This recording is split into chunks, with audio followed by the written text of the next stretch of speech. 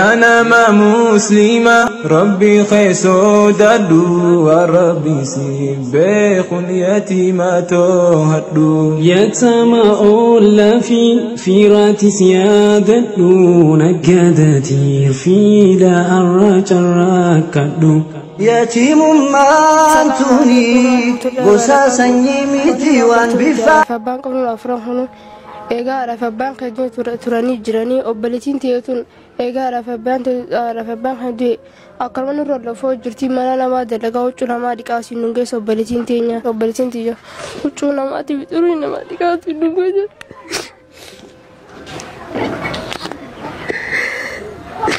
جرود جندا كاغا فنا بنور بيجا أبلتين تيجا كبكبيكا دلقاسي نونجس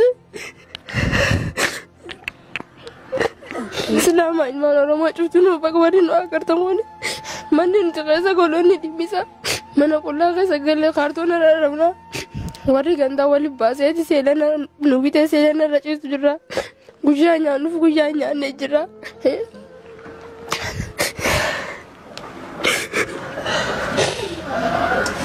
Nefi bika iddo irraa dhufanillee haadha abbaan isaanii iddoo itti dhalatanillee hin beekan osoo hin barini haadha abbaan irraa dhumanii nutillee waan goonuuf waan qabnu nutillee warra isaan irra hin jirre ijoolleen tun afaan galaanaa galte halkan rabbii kaateeti gisee roobni kun hoogganna keessa jirra gisee roobni roobe kaanee addaan ooriyaan duraan ooriyaniiti ganda irra deemanii ijoolleen tun namni addaan babaasee kun ulaa ijoolleen tana wali qabdee ijoollee roorroon irra dhufte ijoollee isaanii ta'in jiroite ta carqoite ta gidaara namarra makiinaa hunda jala dhaabbattee sadaqaa kadhattu obboleeysiin kiyyette haatee buutee asii wali qabdee mana dachaafte manarraa qarshii namuu akka harkate walitti darbee fi seelan tokko bitee fi waan isaan gartee halkasitti baxaranii bulan bitee fi akkasii jiruu san irratti as ga'anii jechuudha.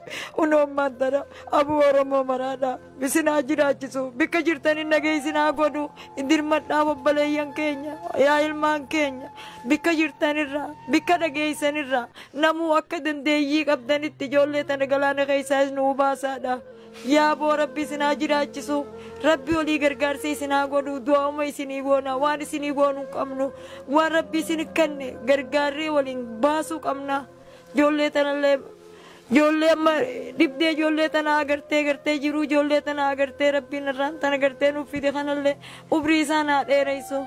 Yaa ilmaan Oromoodha bira jiraadhaadha dhaggeeffadhaa tanaan isinii dhaama. Assalaamu alaikum warahmatullahi wabarakatuh. Nutuarya sinu agar tahu warada.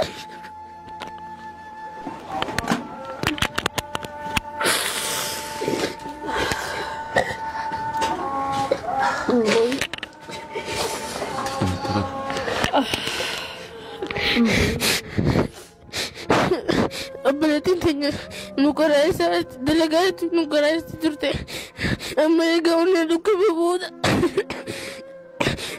Nuti delegat amne karate amne bisa nak kena mati kate fisik nama bisa nama kena kakas nama kerja di video.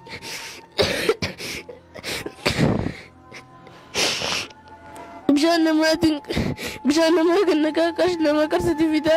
Ganti kayaknya sekarang kemana? Ganti rabal di udah ganti kayak itu.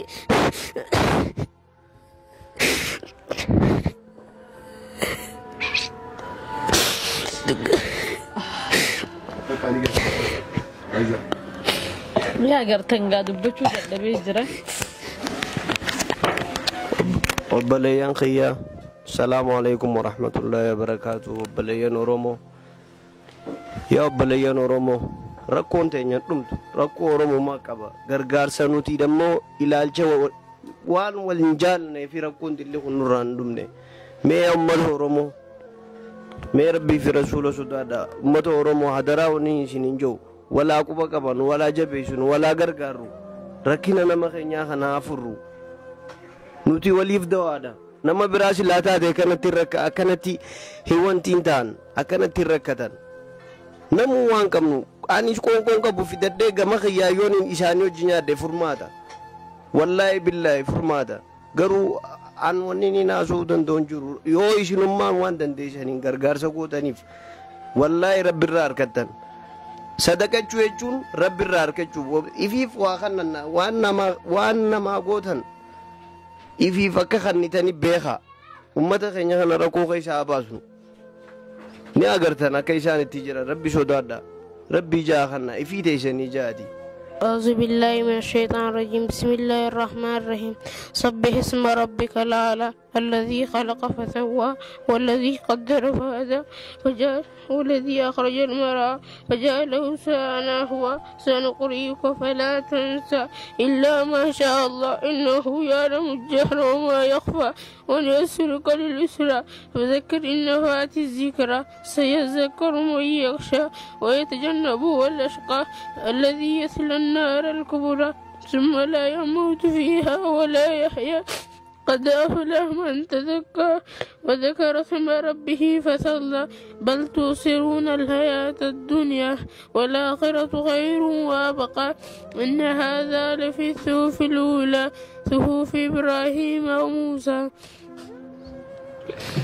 ما شاء الله ما شاء الله. غرتن كاكونو أكما غرتن خنا لا أنت كا الدنيا رتي إسنين جا والله إممان الرابوين بيخو maaliif yoo nyee wallahi sin jaanaf gaafa abbaan qiyyatu imimmaan narraan buune ilmu namaatiif imimmaan nan buu gin garaan qiyya na laaffata na rifata namayyuu fuuna rifata garaan jabaadhu laakiin imimmaan qiyya immoo guyyaa duraatiif mucaa kanarratti imimmaan qiyya na dhufe yoo ilaaltan ilmoon tun jechuu amma mee ilmoon haadha abbaan bira jiraattee addunyaa qabaattee amma qabeenyaan illee ilmaan tajaajiltee waan feetu gootuufu akkanatti ilmoon qaceeltee ilmoon akkanatti namaa qaceeltee namaan qaraatu akka ilmaan keessanirra dhaabaa laalaa ilmaan kana bira dhaabbadha waanuma isaan nyaatanii fi waanuma isaan dhugan godhaaf meeyaa ilmaan Oromoo. Dhaabbaan kan turan eeganu raadu'an mucaan xiqqaanis ammana dhukkubaa onneen na dhukkubaa mucaan xiqqaanis bishaan xurii guuree gannaqee qarshii 3 fi qarshii 4 nu fida ganni kan sagaraan qabu mucaan xiqqaan kana xiqqaa miikaa deddeemee gurgura ammana dhukkubaa micoon irra xiqqootis sababa kiyya qaraatii cistee na kursachiisu jirte jechuudha.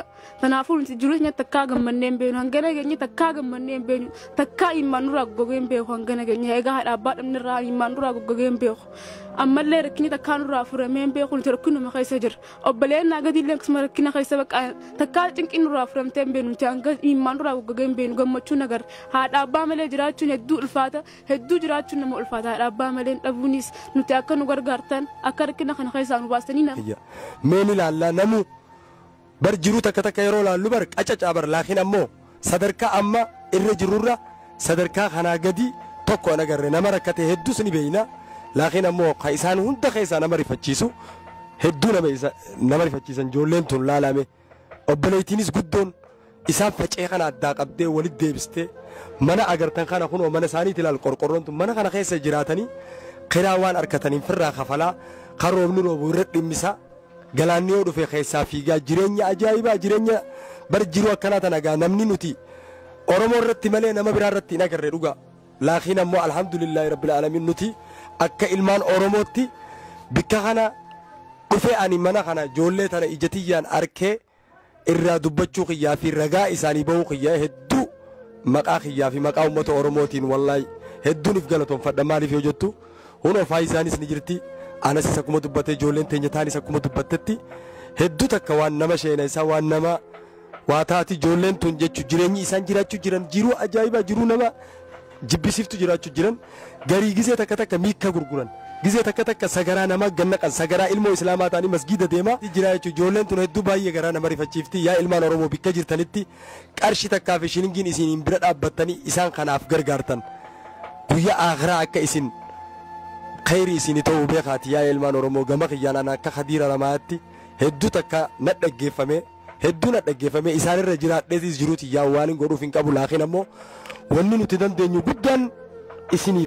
Haa egaa nuti rakkoo agarree jarjaraa rakkuma keessa seenne maqaa isaaniitillee hin gaafanne mee obboleettii guddoorraa eegallee maqaa isaanii isiniif haa himtu maqaan keenya. Arafoo Musaati. Arafoo Musaati. Aye, ateo. Sumayyaa Musaa. Sumayyaa Musaa. Umriin tee meeqaati? 18. 18 ateo. 15. 15. Aye, ateo maqaa keetii fi umrii tee naayin. Hamzaa Musaatu maqaan kiyya umriin tee immoo 12. 12. Hamzaa Musaa aye ateo. Zaakir Musaa da umriin tee 8. Zaakir Musaa. Zakir Musa umri nisa saddeeti akkuma Khadir Haramaya jeetti ijoolleen tun ijoollee Qur'aana barattu mee Qur'aanoo ilaa hangamii qara'an haalaallume ilaa isaa qaruu jirta Qur'aana karaa sadiitiin deemu jira amma. Sadii seente? Seente keessa jirta? Seetiin jiree karaa furiitiin deemu deemamu. Karaa furii dabaru deemta? Qur'aana qaraanaati? Meeqa qaraati? Shan jira. Juuza shan? Ati qaraati? Hin qaraati. Qur'aanas? Hin qaraani. Isaanuma qaraasisu jiraan dalagee gizee hin qabu galgalumaaf jiga galgalaa fi nama anam deemetiin ergamee fi dalagee isaanii fi zaanti qaroon harkanne carraan harkanne. Carraa yoo harkattee fadhiin tee maalimi? Qaroon fadha. Carraa silaa harkadhee qaroon fadha barnootaan fadha. Barachuuf. Haa egaa akkuma agartan carraa dhabiinsarraayi obboleettiin guddoon amata 18 isiin takkaan barannee obboleen isii barsiisuu malee rakkoon uummata keenyaa dhugaadha akkuma obboleen kiyya dura jaan takka lama jennee heemnu hin jiru garuu rakkoo wal adda beektaa rakkoon hundi wal adda rakkoo akka tanaa ammoo takka agarreen beenu ijoollee walirra hin jirre jechuudha xiqqoo walirra hin jirre hundi isaanii sanii uummata keenya gaa akkuma dandeessanitti nama waan dandeessaniin cinaa dhaabbannaa nutis gama keenyaa waan dandeenyuun waan nurraa barbaachisaa waan nurraa eegamaa waan godhuu dandeenyu hundaan nutis bira jirra isinilleen akka nu faana jirtan beena akkasumatti karaa kiyyaan dhageettiin isiniin. Haa egaa uummata keenya itti aansuudhaan waan dabalataa takka namni fayyaa yoo qabaate waan hunda dalagee ol cehee gacceellee waan biraa dhabullee biddeenaa fi bishaanillee ilmaaniif fidee guddisuu danda'a.